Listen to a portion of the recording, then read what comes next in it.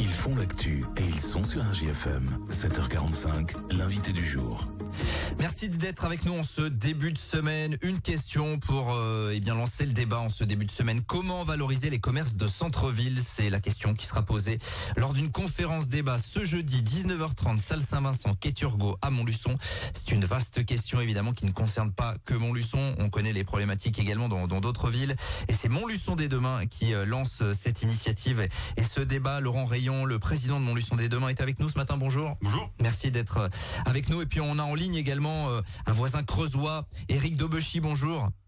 Bonjour. Vous êtes secrétaire adjoint de la Fédération nationale des associations de commerçants, membre du conseil d'administration de la Fédération française des centres-villes, et vous allez intervenir lors de ce débat jeudi 19h30. C'est vrai que sur cette antenne, on fait régulièrement état des initiatives pour tenter de redynamiser, valoriser les commerces de centre-ville parce qu'on sait que c'est compliqué. Laurent Rayon, pourquoi vous avez voulu lancer le débat finalement sur cette thématique-là ? Simplement, on fait l'expérience sensible de se balader dans les rues de Montluçon et on voit que, comme malheureusement dans d'autres villes en France, la déprise commerciale est flagrante.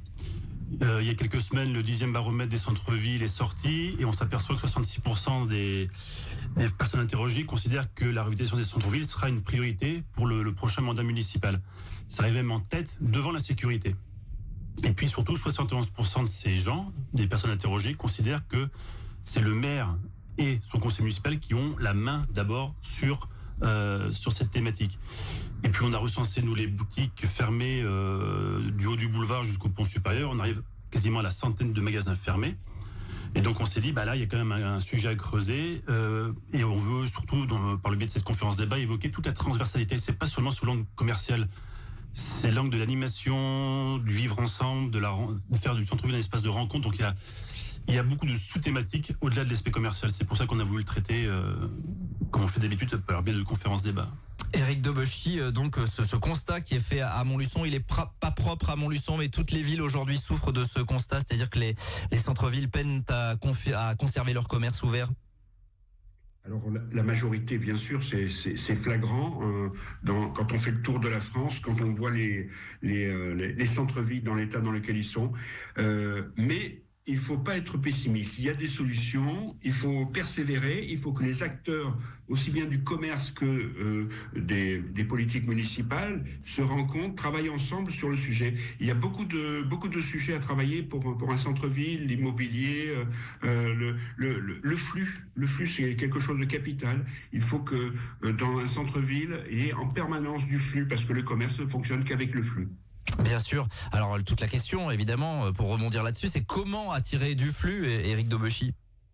Alors déjà, qu'il y ait une présence d'une association de commerçants, c'est une bonne chose, mais les commerçants ne peuvent rien faire sans une municipalité. Donc je pense que la municipalité doit être consciente, favoriser l'apparition d'une association de commerçants et l'aider à s'investir, à créer cette dynamique d'animation commerciale du centre-ville qui est très importante.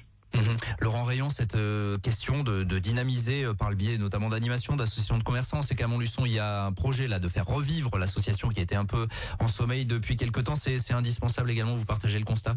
Oui, bien sûr, parce que ça vient en complémentarité de ce que peut faire l'action municipale, mais aussi c'est aussi ce que les consommateurs, les habitants veulent en faire. Ça passe par le biais de la mobilisation des acteurs culturels, patrimoine. C'est l'ensemble des forces vives du territoire. Alors, on évoque beaucoup le commerce de centre-ville, mais aussi le commerce de quartier. Pour annoncer la conférence débat, on a beaucoup tracté auprès des commerçants. On n'a pas été voir directement tous les commerçants, mais une bonne partie. Et le constat est quand même assez troublant par rapport à leur réaction. Moi, ça m'inquiète un peu parce que là, il y a eu des réactions où on a un constat sombre sur l'activité commerciale, mais plus globalement sur Montluçon. Des propos parfois durs. Et durs aussi envers la municipalité.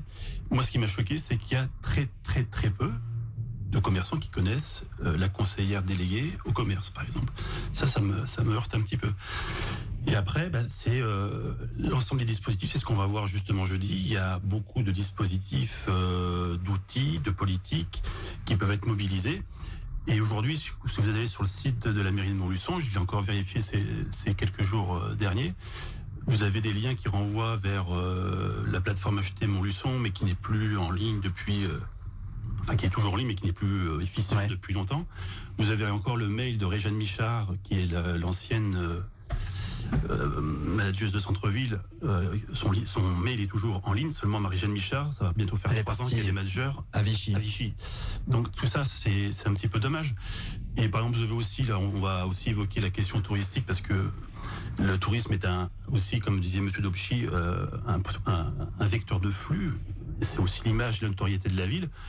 Là, on a aussi des vraies carences, puisque quand vous allez sur le site de la mairie, vous avez le logo de l'office de tourisme, et ça vous renvoie vers un site de paris sportifs.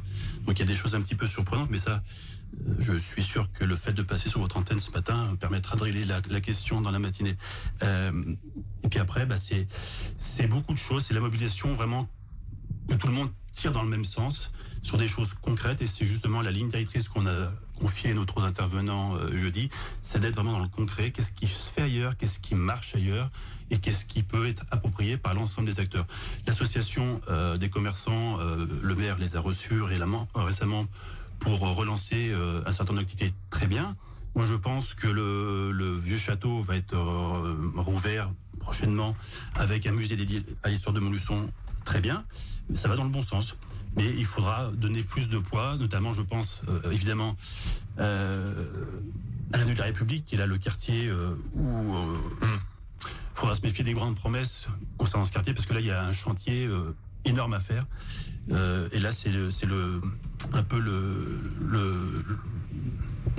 le problème numéro 1 qu'on aura sur le traitement commercial et au-delà de cette ville. On approche également des élections municipales, et c'est sans doute quelque chose qui va s'inviter dans le débat. Évidemment, tout le monde aura la parole sur cette antenne pour répondre, ou pour en tout cas de donner son avis. Éric Dobechy, on parlait d'initiatives qui marchent. Vous en avez quelques-unes en tête potentiellement, vous qui avez une vision périphérique avec ce poste de secrétaire adjoint de la Fédération nationale des associations de commerçants? Alors les animations, vous parlez des animations commerciales qui marchent ? Oui, les animations, et d'une manière générale, des initiatives en local qui ont fait que ce commerce de centre-ville, parfois un peu moribond, avec beaucoup de vitrines qui ne vivaient plus finalement, a pu retrouver un peu de dynamisme. Ça existe ? Alors oui, je pense que les managers de centre-ville sont aussi une profession qu'il faut soutenir et promouvoir dans les villes.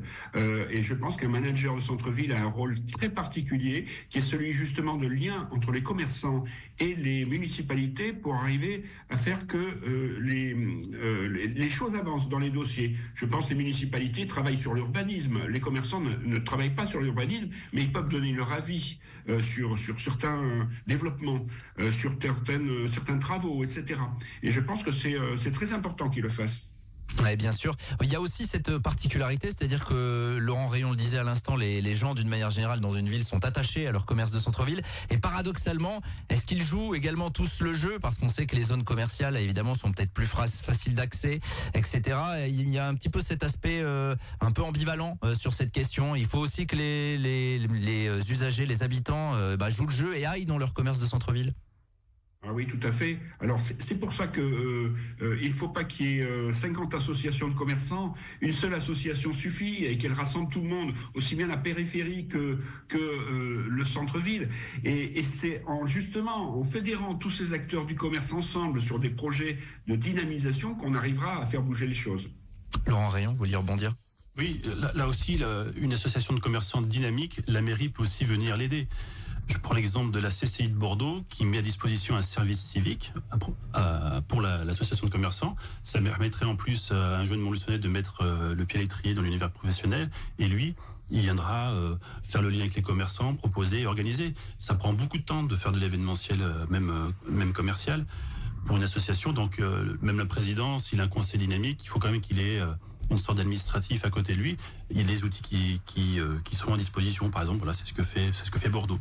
Ouais, on a bien compris que c'était une problématique large. Éric Dobechy, il y a aussi parfois une question de finances, avec des loyers qui sont trop importants. Là aussi, en fait, il faut que tout le monde se mette autour de la table, tout le monde aille y gagner finalement, à avoir un commerce de centre-ville dynamique. Oui, alors par exemple sur Guéret, ce qui a été fait, c'est que la municipalité fait une aide au loyer pour les nouveaux installés. Pendant 2 ans, il y a une aide au loyer, et qui permet justement aux commerçants d'avoir le temps de créer sa clientèle pour voir si le commerce est viable. Oui, bien sûr, ça fait partie de ces initiatives qui sont multiples. Donc, Laurent Rayon, il y aura d'autres intervenants, évidemment Éric Dobechy qui est avec nous, mais l'objectif c'est d'avoir une vision périphérique là aussi sur cette problématique. Bon, il y a Marianne Petit qui est une toute jeune doctorante qui a fait sa thèse sur le commerce de centre-ville tout récemment, là au printemps. Elle a travaillé sur 2 villes du Nord qui sont de taille à peu près similaire à Montluçon. Et puis on aura Vincent Golin qui est vraiment un expert connu et reconnu en France sur le marketing territorial et l'électricité. Lui, il aurait une vision beaucoup plus globale sur l'image, la notoriété, les phénomènes touristiques de patrimoine avec des exemples très concrets. On évoquera aussi le tiers-lieu, qui est un espace, nous on est en train de travailler à Montluçon-des-Bains sur ce projet-là. On a des espaces à Montluçon dans le centre-ville qui s'y prêtent tout à fait. Limoges vient d'en créer un qui est magnifique avec un lieu de rencontre, de débat, avec des espaces créatifs. Ça manque beaucoup à Montluçon. On pourrait très bien voir ce genre de lieu tout à fait à Montluçon. Adapté, voilà. Et puis, en espérant que y ait du monde à cette conférence, parce qu'il faut vraiment qu'on se parle et qu'on puisse avancer tous ensemble, tous les acteurs, sur cette thématique. 19h30, salle Saint-Vincent, quai Turgot à Montluçon, à l'initiative de Montluçon dès demain. Le mot de la fin, Éric Dobechy, vous l'avez dit, faut pas tout voir en noir. Il y a des possibilités finalement de redonner du dynamisme. Tout à fait. Et je pense que c'est une très bonne initiative de Montluçon dès demain de faire cette conférence débat. Et nous, on apportera tous les éléments qu'on peut apporter pour que le commerce de Montluçon retrouve l'éclat qu'il avait avant. On sait que c'est un vaste débat, évidemment. On s'en rend compte, nous, avec les publications sur nos réseaux sociaux. C'est souvent très commenté. Comment valoriser les commerces de centre-ville? Conférence débat à l'initiative de Montluçon dès demain, avec donc des intervenants, dont Éric Dobechy, dont j'en profite pour vous remercier d'avoir été avec nous ce matin, président de l'association de commerçants en Creuse, secrétaire adjoint de la Fédération nationale des associations de commerçants. Ce sera jeudi 19h30 et merci Laurent Rayon. Il y aura un petit coup à boire, le verre de l'amitié, c'est important. Merci à tous les deux, en tout cas d'avoir été avec nous ce matin. Il est 7h56. Tous les matins, 7h45, l'invité du jour en direct sur RJFM. Retrouvez l'invité du jour en podcast sur rjfm.net et l'appli RJFM, mais aussi en replay vidéo sur YouTube et Facebook. RJFM.